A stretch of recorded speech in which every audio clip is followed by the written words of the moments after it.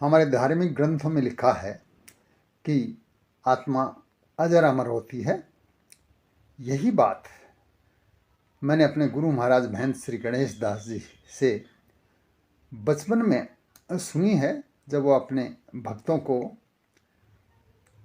सुनाया करते थे पुरानी घटनाएं, धार्मिक ग्रंथों के बारे में बताया करते थे। तो वो गीता का एक श्लोक बताया करते थे, उदाहरण स्वरूप दिया करते थे। नैनम छिंदन्ति शस्त्राणि नैनम दहति पावक न चैनम क्लेदयंतापो न शोषयति मारुत। वो कहते थे कि आत्मा को कोई भी खत्म नहीं कर सकता, हवा पानी अग्नि कोई भी खत्म नहीं कर सकता, आत्मा अजर अमर है। तो साथियों, इस संबंध में जो है उनकी बात सत्य है, जीवन में हर कहीं आज घटित होती हुई प्रतीत होती है। तो उससे हमें विचलित नहीं होना चाहिए, जो होना है वो तो होकर के रहेगा।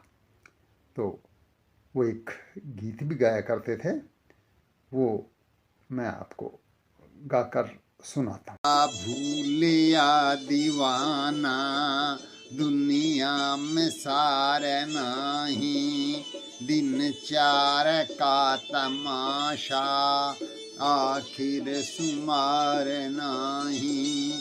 सूरज है चांद तारे सागर है फाड़ भारे, खेवेंगे नाव सारे जिनका सुमार नहीं। दिन चार का तमाशा आखिर शुमार नहीं। राजा वजीर रानी पंडित सुमीर ज्ञानी, होवेंगे सब पानी जिनका शुमार नहीं। क्या भूलिया दीवाना दुनिया में सार नहीं, दिन चार का तमाशा आखिर शुमार नहीं। शेर चीता व हाथी बाज होंगे धराशायी, नोचेंगे गिद्ध उनको जिनका शुमार नहीं। क्या भूलिया दीवाना दुनिया में सार नहीं, दिन चार का तमाशा आखिर शुमार नहीं। कोयले के हैं बने हीरे बने हीरे, गुदड़ी के लाल यहाँ जिनका शुमार नहीं। कि जब कोरोना का पीरियड आया तो उसमें सब लोगों को बड़ी तकलीफ हुई। तो उनका एक बार फ़ोन आया मेरे पास, मोबाइल आया कि डॉक्टर साहब ऐसा करें कि मैं कुछ बात शेयर करना चाहता हूँ आपसे, कि यहाँ जो मुंबई में कलाकार हैं, जो बेचारे कई बहुत साधारण सी जगह रह रहे हैं और अच्छे कलाकार हैं, लेकिन अब कोरोना में उनको काम नहीं मिल रहा है, भूखे मर रहे हैं वो लोग, उनके बच्चे भूखे मर रहे हैं। तो उनके लिए हम कुछ करें तो अच्छा रहेगा। तो उन्होंने मुझे कहा कि आप त्रिवेणी कला संगम संस्था की ओर से कुछ आर्थिक सहायता इनको भिजवाओ। तो फिर मैंने जो है, जो हो सकता था वो आर्थिक सहायता भिजवाई। तो इस बात के गवाह जो हैं उनके गहरे मित्र सलाम भाई हैं, आज ही मेरी उनसे बात हुई, तो उन्होंने इस बात का खुद जिक्र किया। तो उनकी जूनियर महमूद साहब की बात ये थी कि वो बात कोई छुपा करके नहीं रखते थे, जिनको अपना समझ लिया उन्होंने, उनसे कोई बात छुपा करके नहीं रखते थे। तो जब उनका निधन हुआ तो एक बहुत बड़ा धक्का लगा। और आश्चर्य की बात यह है कि मेरी उनसे सप्ताह में कम से कम 2 बार होती थी बात, लेकिन उन्होंने मुझे अपनी बीमारी के बारे में कभी भी नहीं बताया। ये एक बात है कि शायद या तो वो सोचते होंगे कि मेरे को तकलीफ़ होगी, मैं विवश हूँगा, क्या कर सकता हूँ। तो ये हमारे लिए अपूरणीय क्षति है। अब उनकी जगह हमें दूसरा सदस्य लेना है।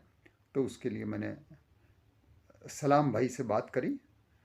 एक बात यह है कि वो 3-4 महीने पहले उन्होंने सलाम भाई से मेरा परिचय करा दिया था और फ़ोन पे बात भी करा दी थी। श्री जूनियर महमूद साहब हमारी त्रिवेणी कला संगम संस्था के उपाध्यक्ष थे। उनसे मुलाकात एकाएक हुई, अकस्मात हुई। भगवान कभी कभी जो है ऐसे लोगों को मिला देता है कि जो कभी मिले नहीं हैं, जिनके बारे में सोच नहीं सकते हैं, लेकिन ऐसा होता आया है। चाहे ये पुनर्जन्म का कोई संबंध रहा हो, चाहे और कोई बात हो। तो मेरा भी जूनियर महमूद साहब से एकाएक मिलना हुआ और मैंने उनको प्रस्ताव दिया कि आप सब त्रिवेणी कला संगम के साथ जुड़ करके और हमें मार्गदर्शन दें। तो उन्होंने मेरी बात मानी और वो उपाध्यक्ष रहे। तो उनमें एक खास बात ये थी कि वो अपने आप को इतना बड़ा कलाकार कभी नहीं मानते थे। बहुत सहज व्यक्ति थे वो।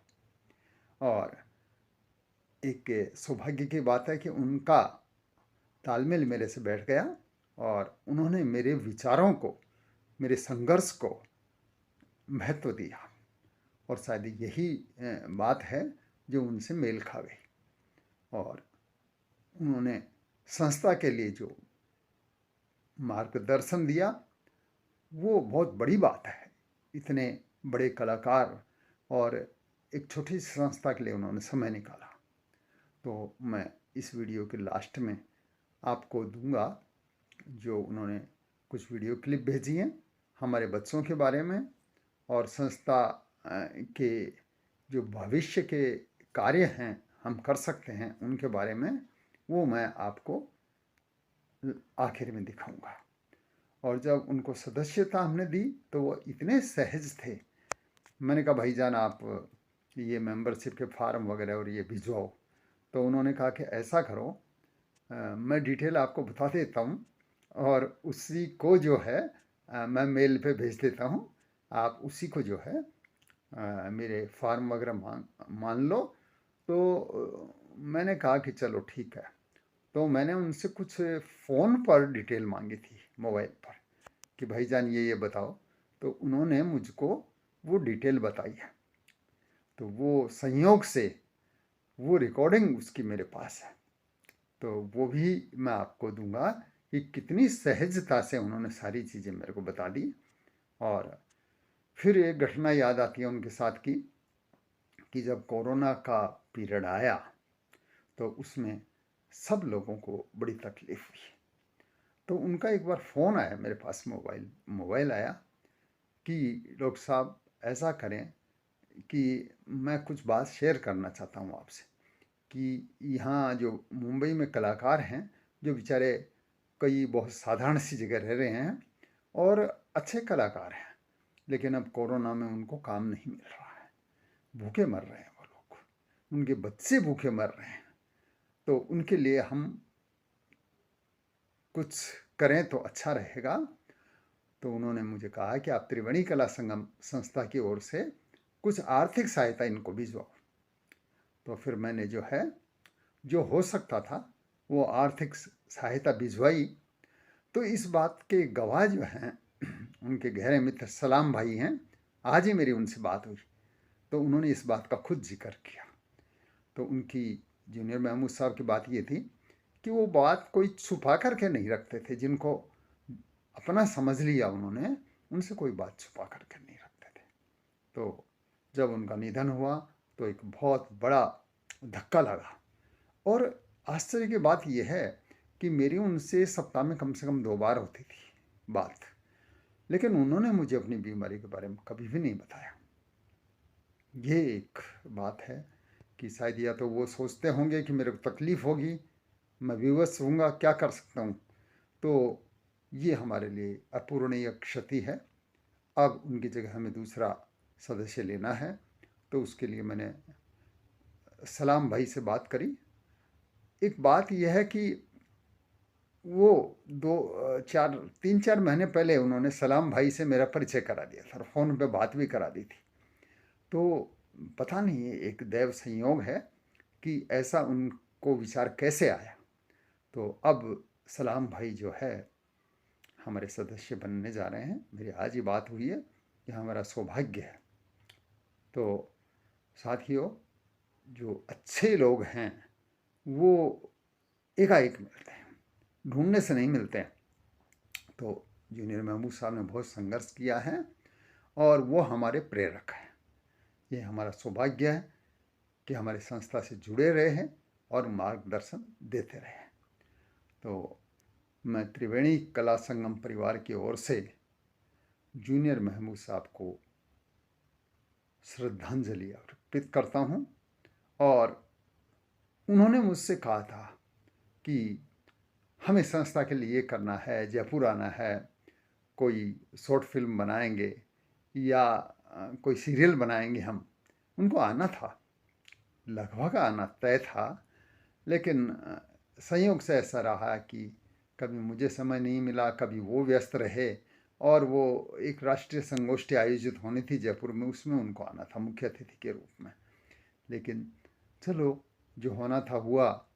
अब उनके जो आदर्श हैं उनके ऊपर हम चलते हुए और हमारी संस्था को, हमारी संस्कृति को गति प्रदान करें। बाद में भेज देना मेरे को 2-3 वो इन्फॉर्मेशन वो दे दो। एक तो जन्म तारीख आपकी 55 है या 56 है? 56 ठीक है। और नाम वही मोहम्मद नईम सैयद? जी जी जी नईम। और फादर्स नेम?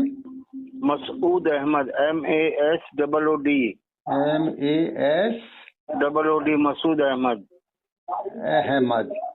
और ठीक है, एड्रेस भाईजान और बता दो। एक 202 दारा हाउस, दारा सिंह का दारा हाउस। अच्छा, दारा हाउस 15th रोड, 15वां रास्ता 15। 15th road. हाँ अच्छा ठीक है। बांद्रा वेस्ट। कौन सा? बांद्रा वेस्ट। बांद्रा वेस्ट, पश्चिम वेस्ट। ठीक है। मुंबई 50। चलिए। और बाकी ठीक है, जैसे समय मिले तो आप उस पर लिख करके भेज देना आराम से, कोई दिक्कत नहीं, मेरे को इसमें व्हाट्सएप कर देना है। और बाकी सब घर में आनंद है? सब दुआएं आपकी, सब दुआएं। चलिए ठीक है भाईजान। अच्छा, नमस्कार। नमस्कार। मैं भी आपसे एक्टिंग सीख करके एक बहुत बड़ी आर्टिस्ट बनूंगी और आपका नाम रोशन करूंगी। आज मेरी छोटी बहन रिहाना का भी बर्थडे है, तो आप दोनों को बहुत बहुत बधाई हो। सलाम, नमस्कार, सत श्री अकाल दोस्तों। मैं हूँ जूनियर महमूद, मुंबई से। मैं डॉक्टर कैलाश चंद्र शर्मा जी का भाई हूँ और हमारी फैमिली में एक बिटिया हुई है रिहाना, जो कल 15 साल की होने 3 साल की होने वाली 15 तारीख को। और मजे की बात है कि 15 को ही मेरा भी जन्मदिन है, यानी कि कल तो ये 3 साल की हो जाएंगी रिहाना। तो दिल से दुआ है मेरी, और आप भी सब दुआ करें कि मालिक इस बच्ची की ज़िंदगी बहुत खुशहाल रखे, बहुत तरक्की करे आगे चल के ये। और इंशाल्लाह मैं जब जयपुर आऊँगा पक्का रिहाना से मिलूँगा। Rihanna, all the very best, God bless you.